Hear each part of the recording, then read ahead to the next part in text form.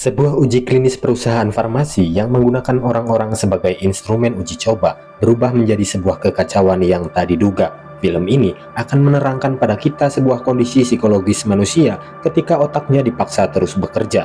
Gak usah lama-lama, langsung masuk alur ceritanya.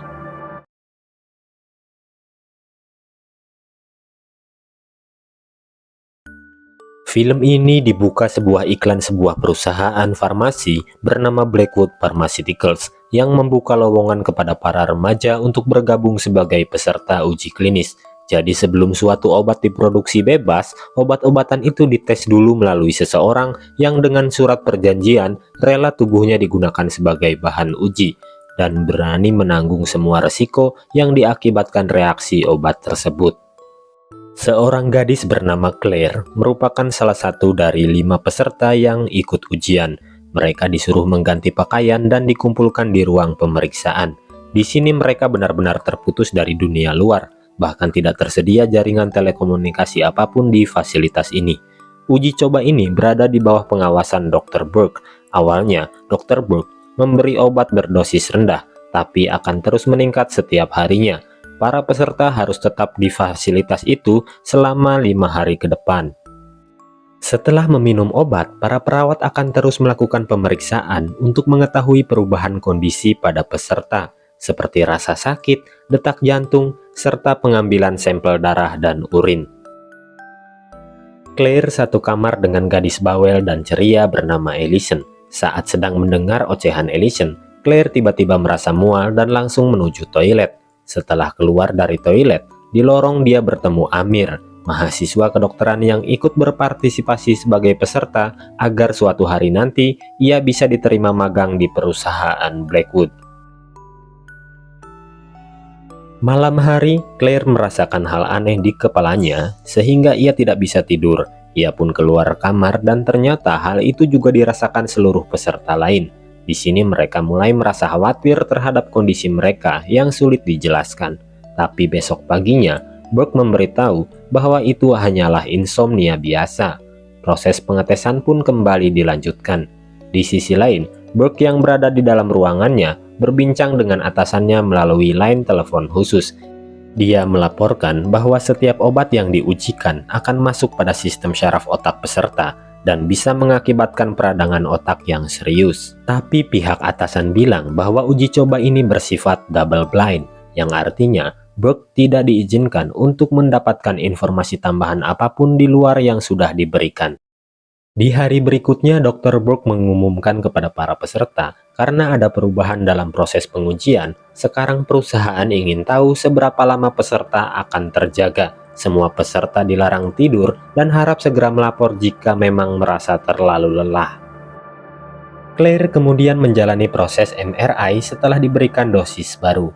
Claire yang fobia kegelapan membangkitkan memorinya terhadap sosok ibunya yang seorang pemabuk dan bersikap kasar kepadanya. Rutinitas berjalan, para peserta semakin cemas terhadap insomnia mereka. Dr. Burke yang mendengarkan beberapa komplain bilang bahwa setiap peserta bebas pergi kapanpun mereka mau, tapi ada bonus sebesar 30.000 euro untuk setiap peserta yang berhasil bertahan hingga akhir. Mendengar hal itu, para peserta pun jadi bersemangat kembali, kecuali Claire dan Amir yang ragu dan merasa ada sesuatu yang tidak beres sedang terjadi. Saat para peserta sedang merayakan iming-iming bonus itu, Claire yang cuma duduk di pojokan tiba-tiba menguap mulai merasakan ngantuk, yang diikuti peserta lain seperti Ray yang juga merasakan hal serupa. Mereka pun melapor dan pesta dihentikan.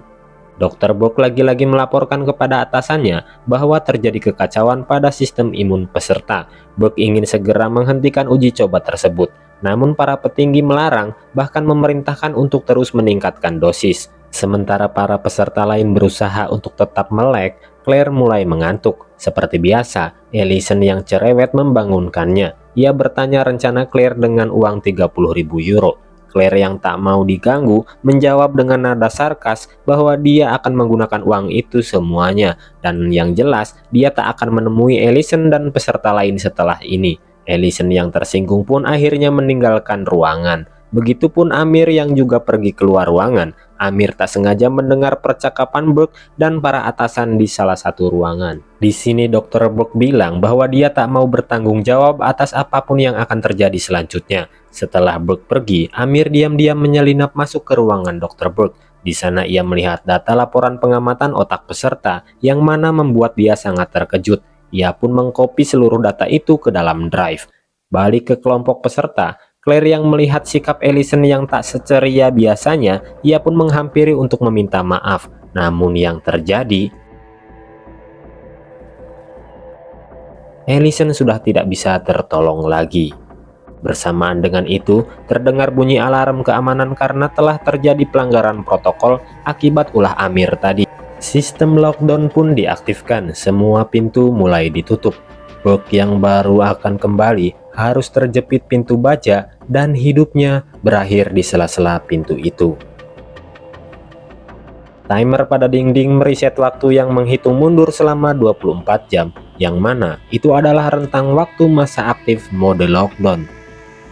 Amir yang sudah keluar menginstruksikan agar teman-temannya tetap terjaga, karena jika 1 detik saja mereka tertidur akan tamat riwayatnya. Semua orang panik, bahkan sebagian berusaha mendorong pintu yang sudah jelas tindakan itu sia-sia.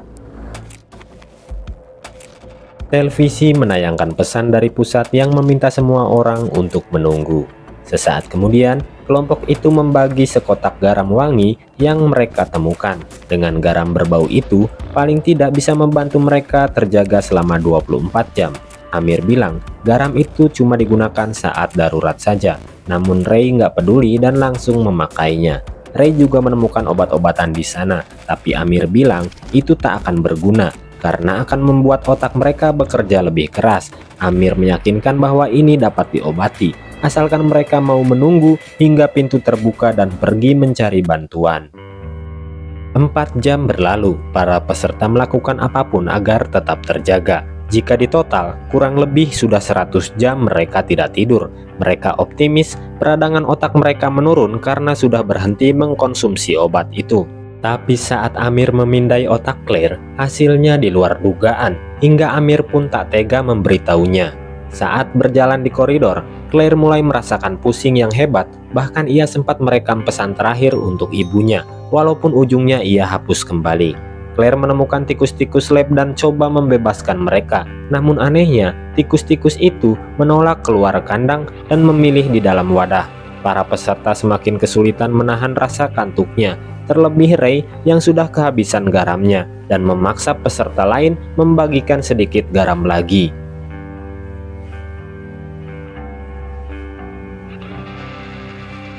Sementara itu Amir terus melakukan pengujian sambil melawan halusinasinya. Di sisi lain, Claire fokus menatap dinding dan terus membayangkan masa kecilnya yang suram. Beruntung datang Marcus yang menepuk pundaknya hingga Claire kembali terjaga. Keduanya membicarakan bagaimana cara untuk tubuhnya tetap terjaga. Marcus sebelumnya merupakan pendaki gunung. Ia pernah terjebak dan terbiasa memaksa tubuhnya untuk tetap survive demi bertahan hidup. Claire juga bertemu Vanessa yang memanfaatkan api kompor agar tetap terjaga. Vanessa mengaku kehidupannya tak seindah orang lain, tapi dia tak sudi jika harus mati konyol. Di toilet, Marcus yang iseng bersiul, ia mendengar siulan lain di tempat berbeda. Suara air pun seolah tertunda akibat menggema. Mungkin itu halusinasinya. Marcus coba menghampiri sumber suara tersebut, namun yang terjadi,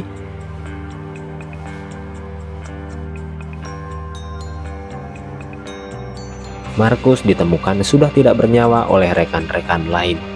Kejadian itu pun membuat peserta yang tersisa semakin frustasi.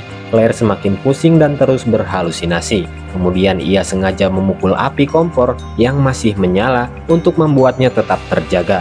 Claire pun sadar bahwa ia dan yang lain tak bisa hanya diam saja. Dia pun berinisiatif menggambar denah bangunan berdasarkan perkiraan, lalu menunjuk salah satu dinding untuk dijebol. Amir sempat meragukan rencana Claire, tapi karena tak ada pilihan lain, mereka pun memilih melakukan arahan Claire. Namun setelah dibobol, prediksi Amir ternyata benar. Dinding fasilitas itu dilapisi oleh baja yang sangat tebal. Sementara Claire mencari Amir, Ray dan yang lain mulai menaruh curiga pada Amir yang bagaimana dia tahu tentang semua hal di fasilitas ini, dari mulai pemindaian otak, obat-obatan, hingga sistem keamanan. Mereka pun menuduh Amir sebagai salah satu dari pihak Blackwood. Claire yang menemui Amir, kini pria itu mengaku bahwa dia telah menyalin data milik perusahaan hingga mengaktifkan sistem lockdown di fasilitas itu. Amir yang merasa bersalah, dia memutuskan tidur untuk mengakhiri semuanya. Beruntung Claire mencegahnya dan mengingatkan Amir perihal otak yang lelah. Akhirnya, Amir muncul ide untuk menggunakan obat tertentu yang sebenarnya beracun, di mana efek sampingnya bisa digunakan untuk melawan reaksi obat hasil eksperimen. Amir pun langsung mengerjakan idenya, sementara Claire akan mengabarkannya kepada rekan-rekan lain. Namun Claire dicegat oleh Paul. Paul menyarankan agar jangan terlalu percaya pada Amir, karena Paul dan yang lainnya menemukan botol obat kosong saat memeriksa barang-barang Amir. Botol itu adalah bekas obat yang Amir sendiri melarangnya untuk dikonsumsi pada sebelumnya. Di tengah perdebatan, tiba-tiba listrik padam akibat gangguan. Dengan lampu ponsel, mereka mencari kotak sikring. Claire dan Paul mulai berhalusinasi di tengah kegelapan. Bahkan saking paniknya, Claire sempat menjatuhkan ponsel. Tapi berkat pemantik api, Claire pun menemukan sikring dan menyalakan listrik kembali. Setelah itu semua berkumpul satu ruangan, bukan untuk membahas solusi, namun untuk menginterogasi Amir terkait botol kosong dan listrik yang padam. Amir bersumpah tidak mengkonsumsi obat tersebut, justru ia membuangnya demi keamanan. Dan dia juga tidak tahu menahu soal listrik yang padam barusan. Sayangnya, Ray datang dan langsung mengikat Amir. Claire menjelaskan bahwa Amir telah menemukan obat untuk menyembuhkan penyakit mereka. Meskipun yang lain enggan untuk meminumnya, tapi Claire bersedia untuk menguji obat itu. Dalam kondisi masih terikat, Amir diperintahkan untuk memberi arahan cara merabu obat, sementara Claire dan Paul yang mengerjakannya. Ray dan Vanessa bicara empat mata. Di sini terungkap bahwa Ray lah yang telah memadamkan listrik untuk membuat Amir tertidur. Vanessa juga mengaku menemukan obat penenang untuk digunakan pada Amir. Vanessa pun mulai beraksi dengan obat itu. Namun ternyata Vanessa yang ini hanyalah bentuk halusinasi. Dia melihat tubuhnya sendiri sudah tergeletak dan tidak bernyawa lagi.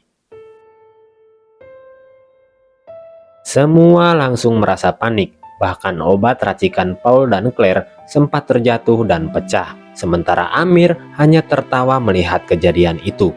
Merasa putus asa, Claire pun marah. Saat pergi, Claire tiba-tiba menemukan tekstur dinding yang tidak padat. Ia pun mengajak Paul melubangi dinding itu. Setelah dinding itu jebol, mereka menemukan ruangan rahasia seperti ruang otopsi dengan satu pintu di belakang mirip pintu elevator.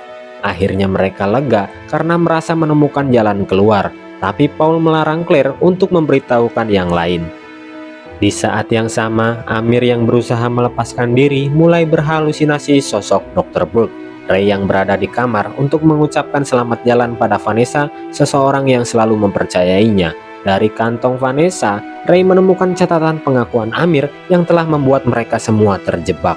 Sontak saja, Ray berjalan menghampiri Amir dan berniat menghabisinya. Namun Amir berhasil lolos dan berbalik menyerang Ray. Claire dan Paul yang terpancing akan keributan itu terkejut melihat kebrutalan Amir. Claire coba menenangkan, namun halusinasinya membuat Amir lepas kendali. Paul dan Claire pun lari sekencang-kencangnya. Paul berhasil memasuki ruangan rahasia dan menguncinya dari dalam, meninggalkan Claire di luar dan dikejar Amir.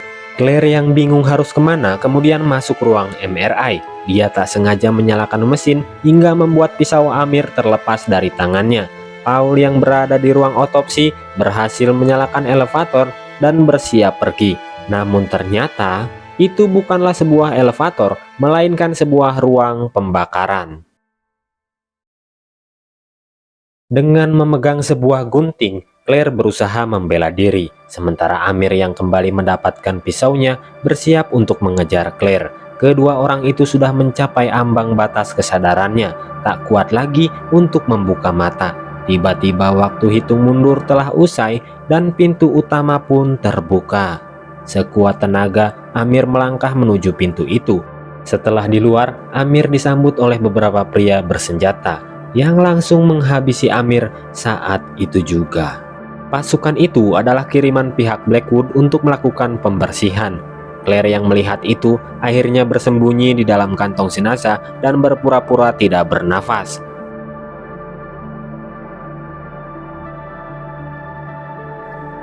Setelah jauh berjalan, Claire yang tidak tahan lagi dengan kegelapan berusaha keluar dari kantong tersebut dan membuat supir ambulan kaget hingga mobilnya terjungkal.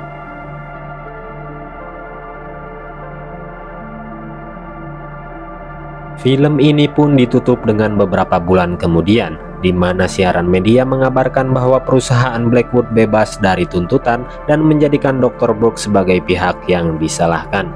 Claire terbaring koma di rumah sakit dan tiba-tiba film pun berakhir.